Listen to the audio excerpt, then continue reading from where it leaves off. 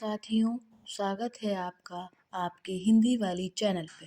तो चलिए शुरू करते हैं आज का दैनिक जागरण संपादकीय। बीएमसी में खींचतान। एकनाथ शिंदे ने बृहन्मुंबई महानगर पालिका यानी बीएमसी चुनाव में जीते अपने पार्षदों को जिस तरह एक होटल भेज दिया, उसका औचित्य समझना कठिन है। आखिर एकनाथ शिंदे के पार्षदों को किससे खतरा है? क्या उनके पार्षदों के टूटने की आशंका है या फिर वे भाजपा के मेयर को समर्थन देने की कोई कीमत वसूलना चाहते हैं? कारण जो भी हो, यह किसी से छिपा नहीं कि भाजपा और उसकी सहयोगी शिवसेना के बीच खटपट चलती ही रहती है। विधानसभा चुनावों के बाद भी दोनों दलों के बीच खींचतान देखने को मिली थी। इसके बाद विभागों के बंटवारे को लेकर भी दोनों दलों के बीच मतभेद सामने आए थे। शिंदे शिवसेना की माने तो उनके पार्षदों को पार्षद के रूप में प्रशिक्षित करने के लिए होटल में एकत्रित किया गया है, लेकिन इस तर्क में कोई बहुत नहीं दिखता और इसलिए विपक्षी दल उस पर कटाक्ष करने में लगे हुए हैं। उन्हें कटाक्ष का यह अवसर शिंदे शिवसेना ने स्वयं ही उपलब्ध कराया है।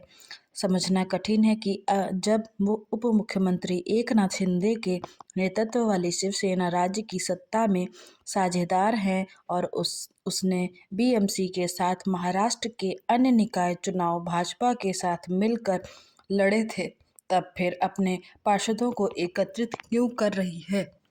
यही देखना दयनीय है कि जब दोनों दलों के पार्षदों को मुंबई की सूरत संवारने को लेकर अपनी प्रतिबद्धता प्रदर्शित करनी चाहिए, तब उनके बीच अविश्वास दिखने को मिल रहा है।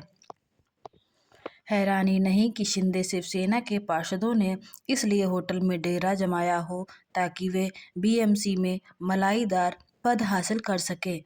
जो भी हो, दोनों दलों के बीच का अविश्वास बीएमसी की उनकी शानदार जीत को मलिन ही कर रहा है।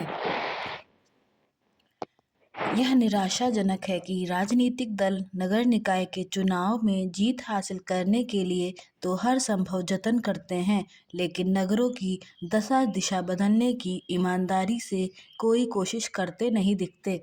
राजनीतिक दलों के इसी रवैये के कारण देश के छोटे बड़े शहर दुर्दशा से ग्रस्त हैं। चिंताजनक यह है कि उनकी दुर्दशा बढ़ती चली जा रही है। मुंबई सरीखे जिन महानगरों की नगरीय ढांचे में सुधार करके कोई मिसाल कायम करनी चाहिए, वे इसमें बुरी तरह नाकाम सिद्ध हो रहे हैं। इस नाकामी के चलते ही शहरी जीवन कष्टप्रद बनता चला जा रहा है।